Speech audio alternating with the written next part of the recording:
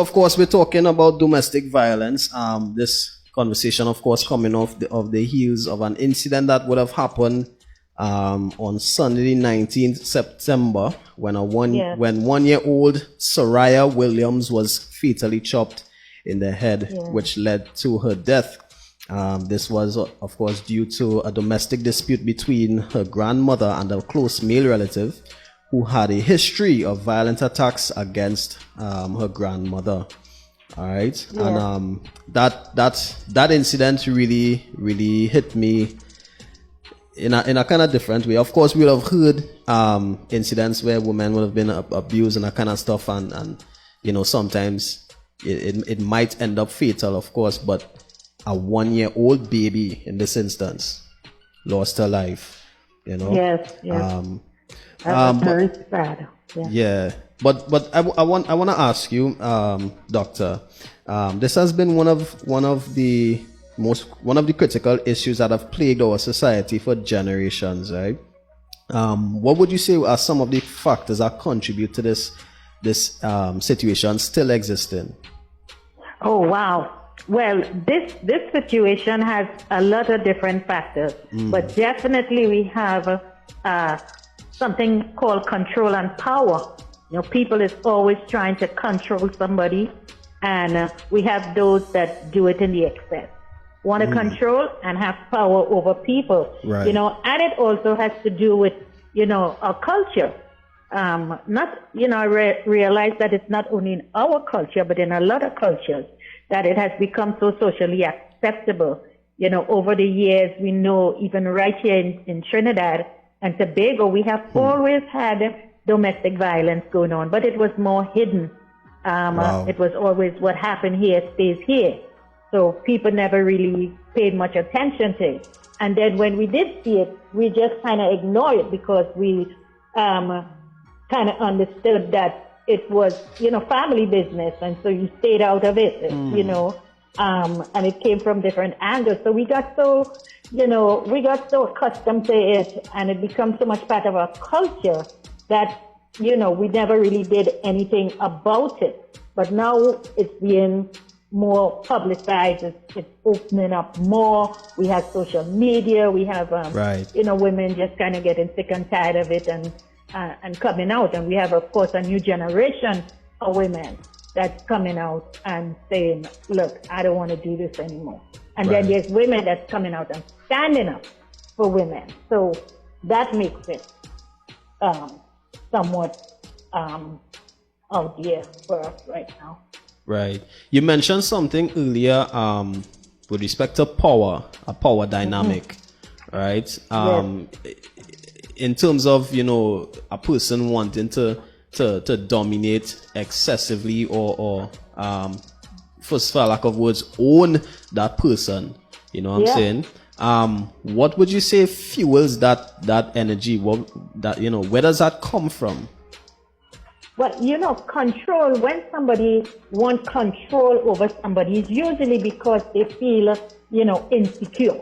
Usually they feel like, you know, they need somebody to control. They have lost some sense of control in their lives. They might have been abused physically. You know, they might have experienced that growing up in their homes where their parents would have, you know, make it look like it was normal. You know, some people have been sexually abused, you know, physically abused. So when we come from positions like those, what happens is most of the time you want to do it back to somebody. You feel like you have lost all control of anything in life, and so you want to do it to somebody else. You know, and usually when you see people that abuse us, they usually don't just be violent with anybody. They pick a prey, and they usually somebody that they think is a little weaker than them, and they prey on that person. You know, because you could see a man doesn't walk down the road and just beat any woman he sees. Right. You know, True. But he has one that he thinks he could control. And they psychologically break you down to the point that You think you're nothing. You think that this person has all right, on you. You're blaming yourself, or sometimes we doubt ourselves and think that, well, maybe it's my fault. And then sometimes we have other people telling us it's our fault. Maybe you need to do better. Maybe you need to treat the man different. Maybe you need to do this. Wow. Maybe you need to do that. So you kind of lost your self-worth and just kind of go ahead with this. And that's why a lot of women end up staying in these situations for such a long period of time. Right. Funny you should mention that, because one of the pointers I had here is that in a news interview, the victim, Miss Williams, she would have highlighted incidents where she was even stabbed and threatened and by the said individual. And she blames herself for staying in the relationship and not involving the necessary authorities, etc. She also mentioned that church folks would have encouraged her to, forgive him, keep your family together. Yes. What would you say to that? What would you comment on that?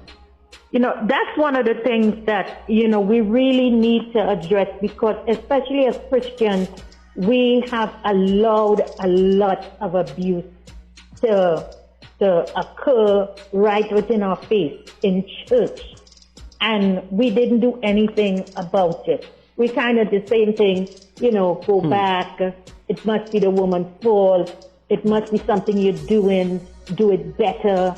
So even though women was complaining, right, nobody was listening. They just think that, maybe it was her fault. So it was always a finger being pointed at the woman, because we learned that abusers are very, they could be really nice. They could be very deceptive. So while we have people portraying one thing in front of a certain group of people, when he is with his wife or partner, it's the same thing that's going on. So I think that one of the things we have to do now is really, really take a close look at it. And I love what I'm seeing now, because a lot of internal groups in the church are being formed and addressing this issue, because we have it from the top down.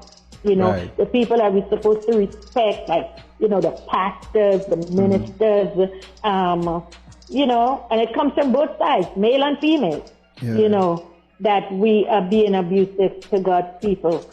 And so I think women are saying now in the churches, enough is enough, and we need to turn this around. Excellent.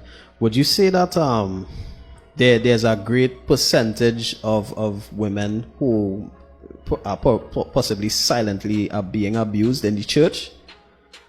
Yes, definitely. And we're not saying anything, because when you say anything, what happens is it turns around because of our culture again.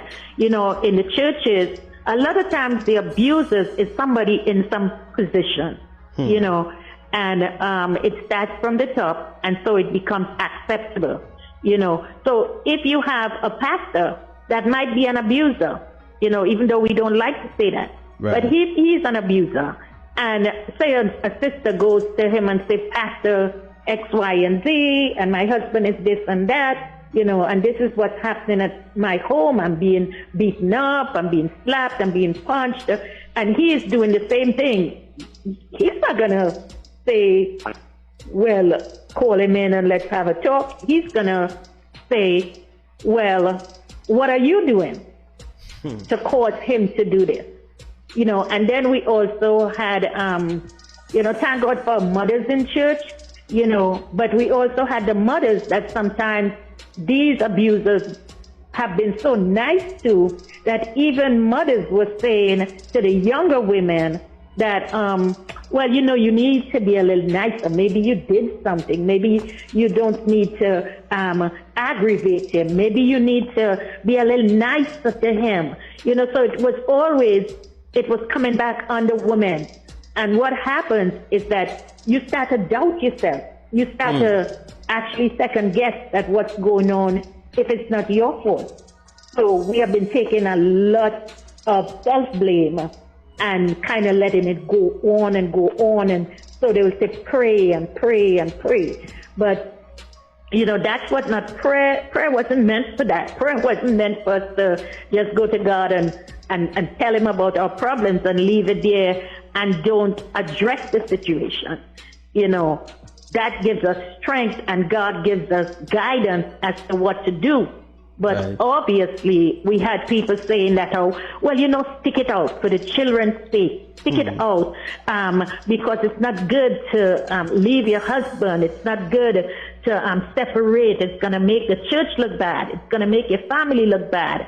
But in the meantime, our kids are suffering from these also, these stands that we take because they're learning the same behaviors that they're seeing.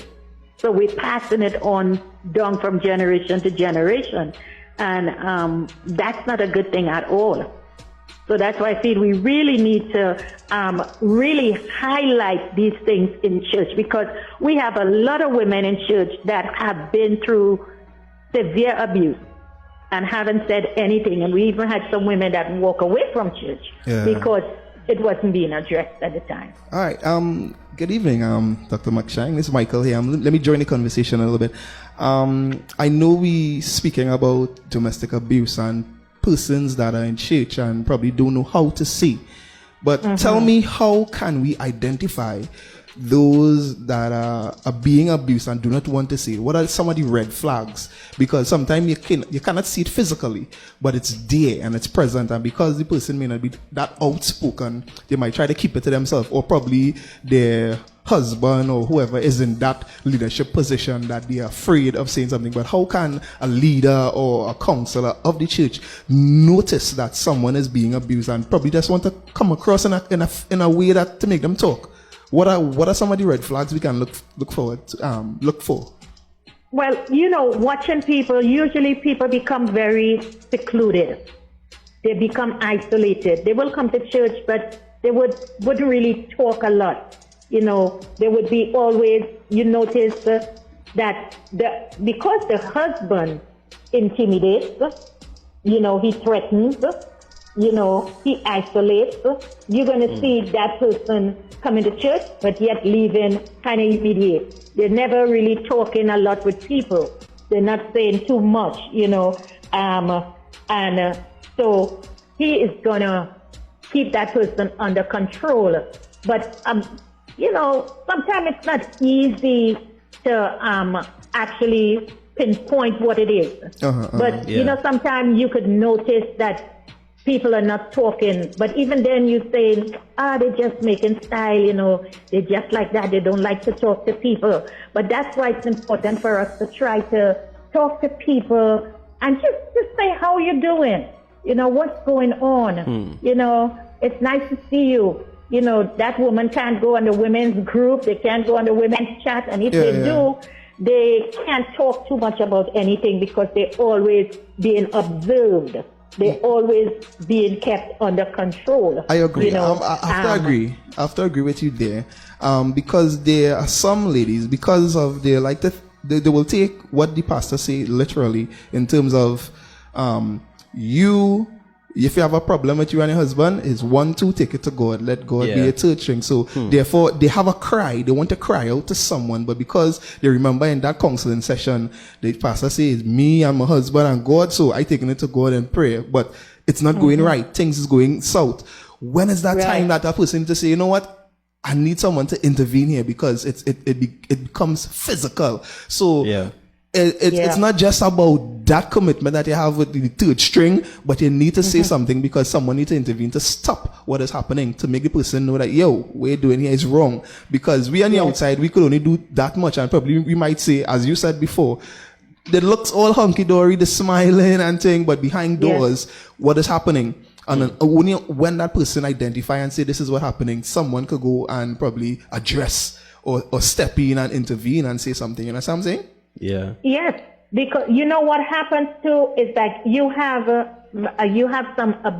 abuser that's there, and sometimes he's just his wife is up at his side, and you'll think that, oh my God, they're so good, they're so tight, but that's his way of keeping her under control.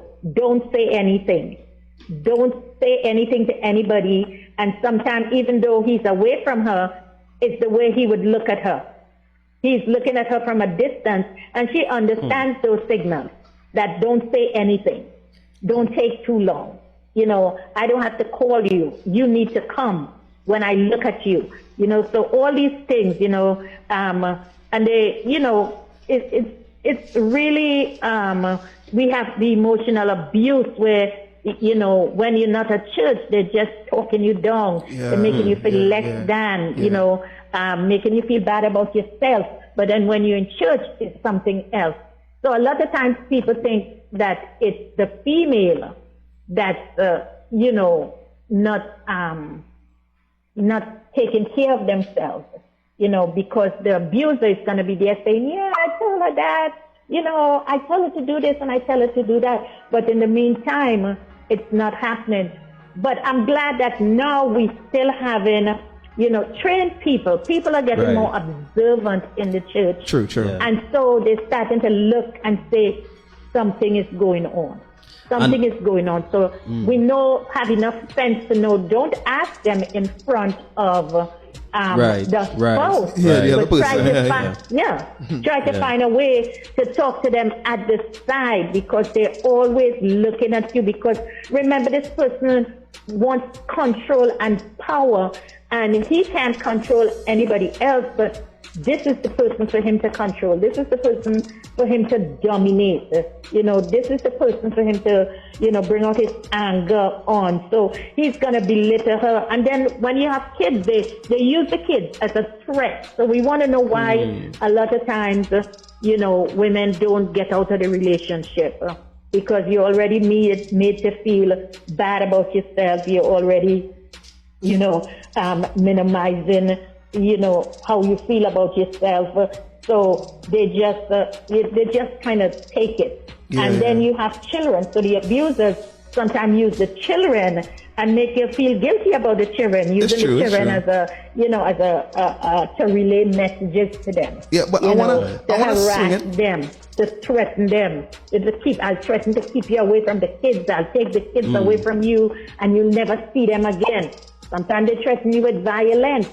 A lot of people stay in relationship because they've been threatened that they would kill their children and kill them. True. You know, so it's very, you know, we can't just be up and tell somebody, get out of that relationship. No, you have to have a plan. It could be dangerous for the victim as well. Yes. I just want to read some of the comments real quick. Jai Angel is saying the church needs to be real when it comes to domestic violence.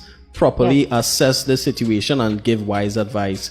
As Kerry Phillip was saying a bit earlier, that one of the signs that a victim might show is that they might seem pretty withdrawn. Right? That's one of the signals. Madonna Utley is saying, but in some instances the pastors know but don't do anything. All right? Absolutely. Yeah. Absolutely. Jenna McDonald. Yes, that's true. They mask themselves. All right. Kerry Phillip, he's saying, however, there is a point at which what is hidden is exposed. I think I agree with that as well. Julian is saying we need more trustworthy persons. We have so many persons who cannot keep their mouths from gossip. Wow. That's an important one too.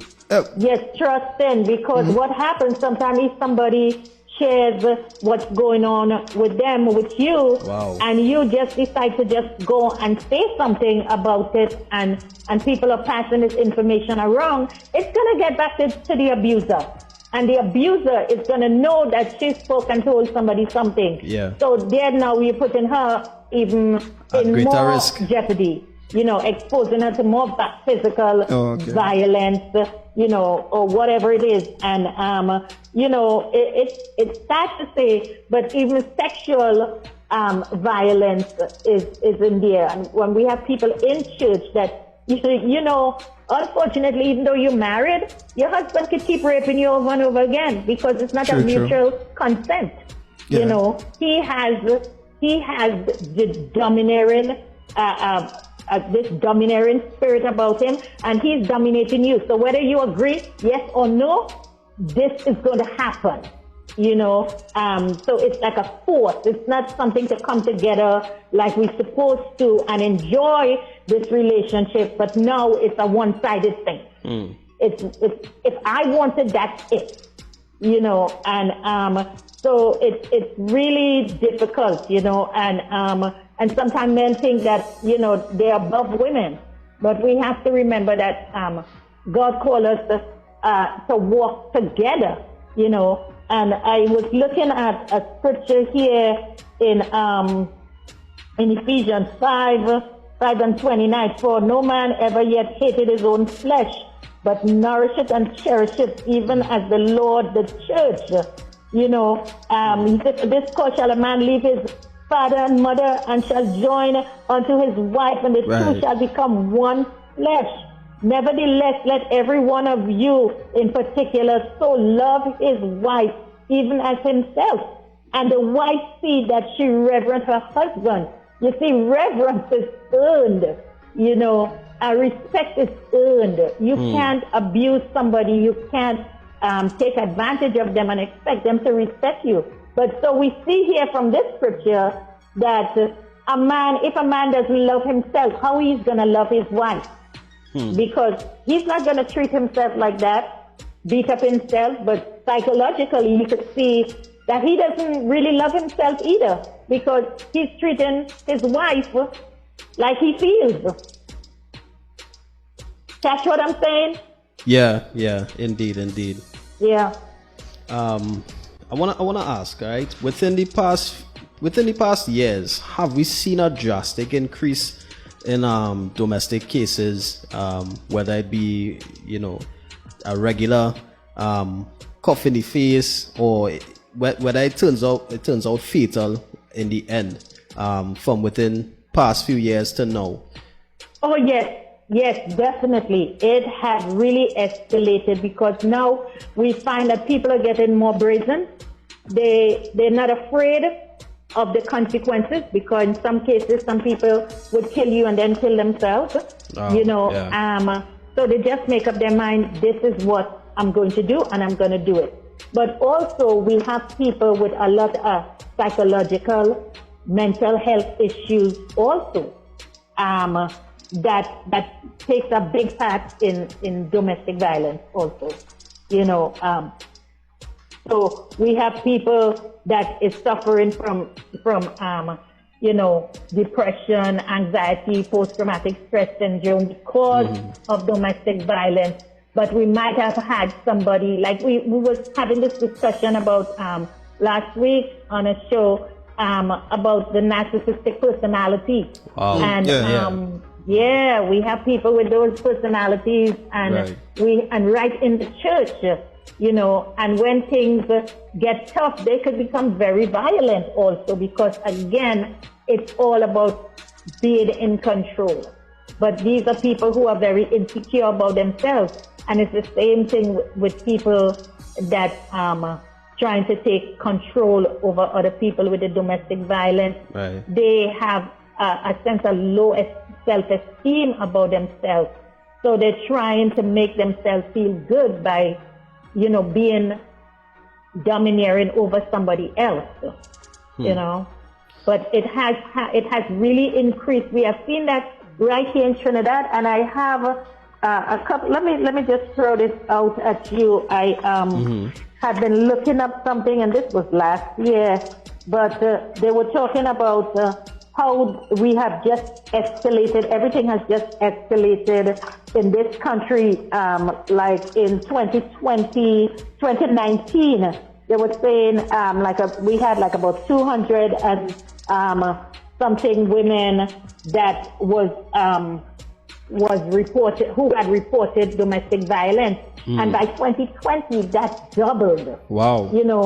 And 2021, it's by between January and March, it had gone up versus the same year by 800 and something. And we know that that's because a lot of people is still not reporting. Right. It's still not reporting. In 2021, I think they were saying that how the Attorney General was saying that how like they had about 46 murders, women, violent murders, and half of that was because of domestic violence. Domestic violence, right. half of that. And we know that, you know, we are a population of like 1.4 million, and they say about half of that is women. So we know that there is more domestic violence than that going on. Wow. It's just that people are not reporting it. So was there They're not reporting it. So was there an increase? Yes. Being in this pandemic where, you know, there's a lockdown and, you know, people have to be home, where it is men would have just probably pick up themselves and go. Now they have to stay and sit, because sometimes when they're counseling, they say, you're feeling a certain way, count to 1, 2, 3, take your car keys, take a drive or take a walk, and not being able to do this now, I have to sit down there, because sometimes they will say, she just annoying me, or he just annoying me, and then the whole situation starts up there. So being in this lockdown, how best could you deal with a situation like that? Well, you know what, domestic violence, even though in the lockdown it has increased and we see it more prevalent because people are home. But, you know, when people go out and come back in, you know, it's the same violence. It's the same violence that's happening. But now, because, you know, what you're going to do? What you're going to do in a case like that, because they're in there and you don't even know what's going on in the house. Right. You know, so this person is not going to say, oh, I am an abuser. You know, the person, we were saying that the women should try to call, they should try to talk to somebody. But remember, women are being isolated. You know, in some cases, women don't even have their phones. In some cases, it's being taken away from them. You know, they don't have friends, they don't have family, because the family probably had told them, don't be with that person to begin with, you know. And then when this happened, we were seeing in the news that there was a Indian young lady, that she was in this domestic violent relationship, and she ran away and went to her family. But after a little bit, they didn't want to keep her anymore, so she had to go back to this same abusive relationship and end up almost getting killed, you know. And so we see it more and more, people getting into these kind of situations. We have seen where, you know, that teacher lady got killed right by her own husband. We're seeing it rampant. So what could you do in a pandemic? What can we do? Yeah. It's really difficult, because unless somebody is saying, you know, I'm in an abusive relationship and I need to get out, and they make that step to get out, we don't know what happens behind these closed doors. Yeah, that kind of speaks to a comment from one of our viewers, Naomi. She's saying, also, we must listen without judgment. A lot of victims won't speak up because of fear of judgment or shame, especially since most people don't understand the psychological trauma that comes with abuse. Right? Simone John is saying, interesting point of mental health contributing to abuse. Even mood disorders contribute. Lord have mercy. Yeah, most definitely. Yes. Definitely. Eric. Yeah. No, that's supposed to be Erica. Erica Charles. Special good evening to you. Thanks for joining us. She's saying Christians need to break the silence to get a break, to get their breakthrough. All right, we need to unmask the pride. Wow. Simone is also saying, or the phones are linked where they sees and knows everything. Or the abuser knows and see everything that happens to the spouse, of course, the victim. Right, so sometimes they have no privacy. Right. Yeah. I want to ask a question. In this scenario, a child was killed, which was completely devastating, right? What are some of the other effects that these situations would have on the children? Because we want to talk about the children for a little while. All right. Yes. Well, children, when children live what they learn, we say children live what they learn, and it's true to a point, because for some kids, it's a constant reminder all the time.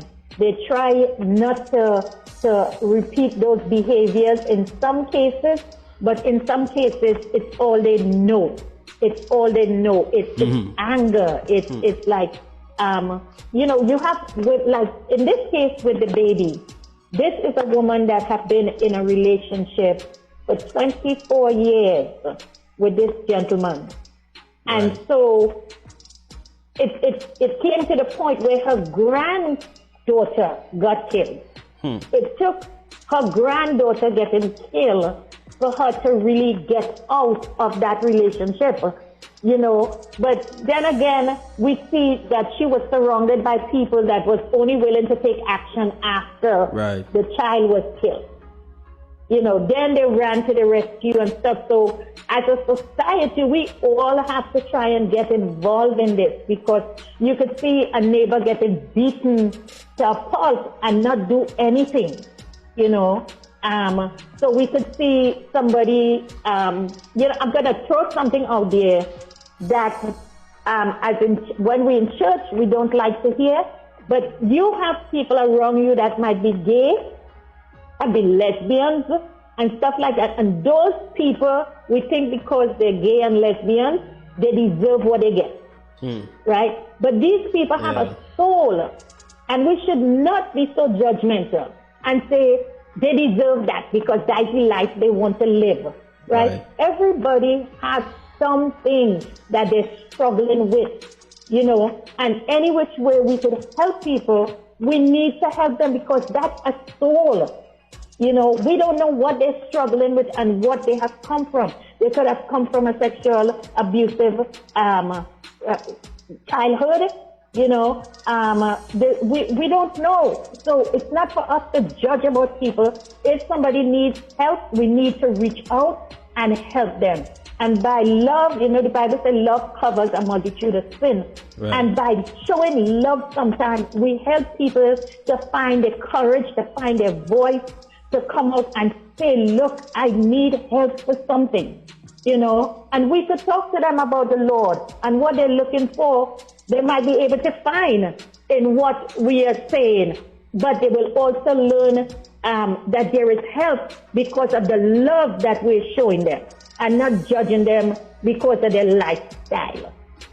We're here for the lost and the sinners. We're here like murder. It's like thieving, anything. It's like everything else. A sin is a sin.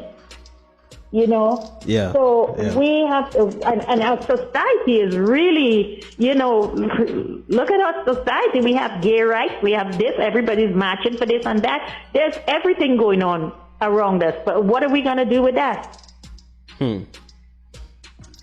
Yeah, it's definitely a matter of love. I mean, we could dislike a lifestyle, but at the end of the day, we all should speak the same language of love. We don't like the lifestyle. Yeah. That's what God doesn't like either. He doesn't like the lifestyle, but we have to love the people. And all these issues, it comes up, that there's domestic violence, even in that group of people. And sometimes it comes to us, and sometimes we push them away because we know that it have a lifestyle that they live in, And so if we're pushing them away, so we're pushing everybody else away, But we have to understand that there's, a lot of emotional and psychological consequences from domestic violence abuse, It destroys people's self-worth, like you were saying, confidence, and sometimes their own rational thinking. Because sometimes people could make you feel like you're abusive, could make you feel like you are crazy. It's your fault, So what we have to do now, I think, is even our young women that's coming up in church, our young people, we need to teach them the red flags and how important it is to recognize these red flags and to really think about it before they get into relationship, simply because they say, I'm in love. We need to really get on our young people with that, because they're watching. I could stand aside and watch people see red flags and say, yeah, I know, but but I love him. I love him. He is so nice.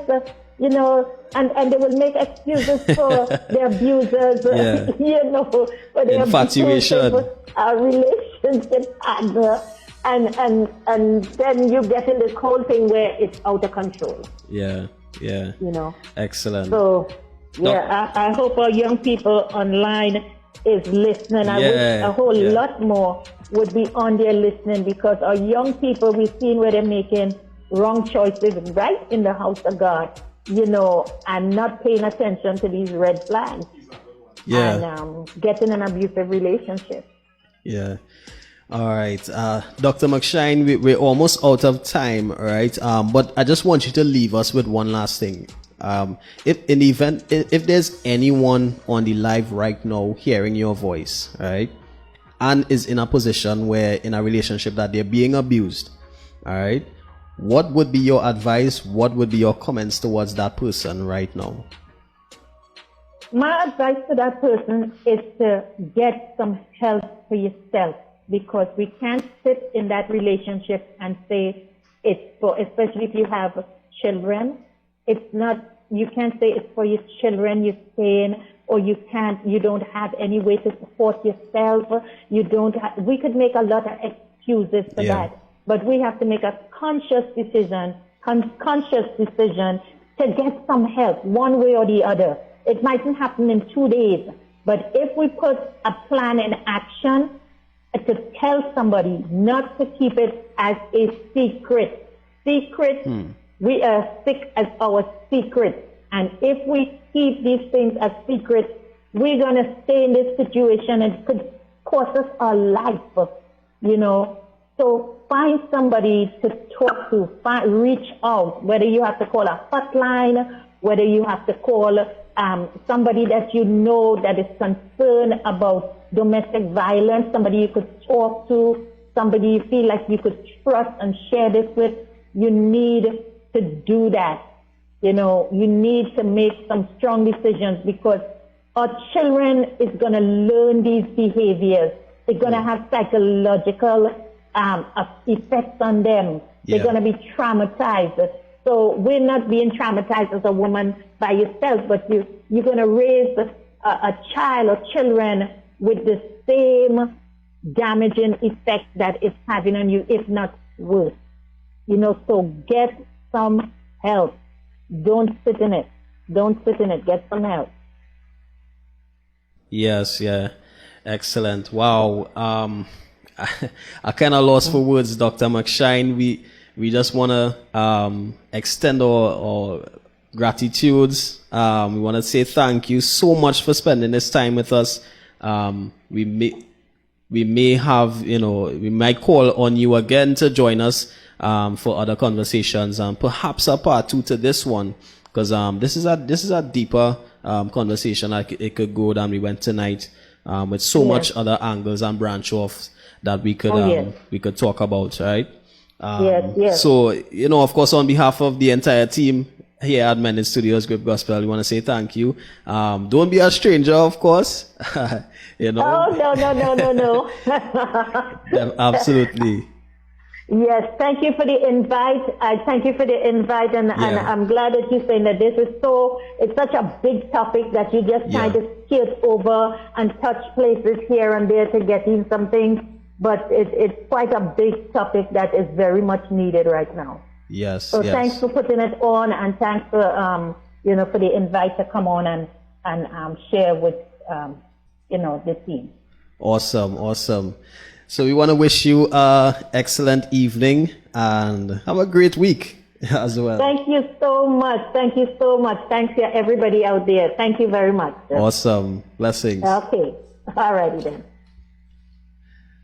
All right, so that was Minister Dr. Shermin McShine spending our time with us, of course, discussing domestic abuse, its causes and its effects, and how we could deal with it. And of course, on your screen, we have a domestic violence abuse hotline, right? That number is 800-SAVE. Of course, 868-800-SAVE. I think that's a toll-free number. Yeah? Yeah.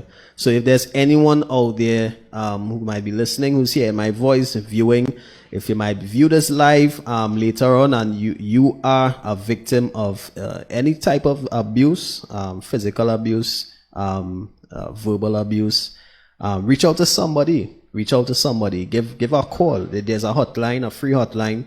Seek help. Don't wait until it ends up fatal. All right.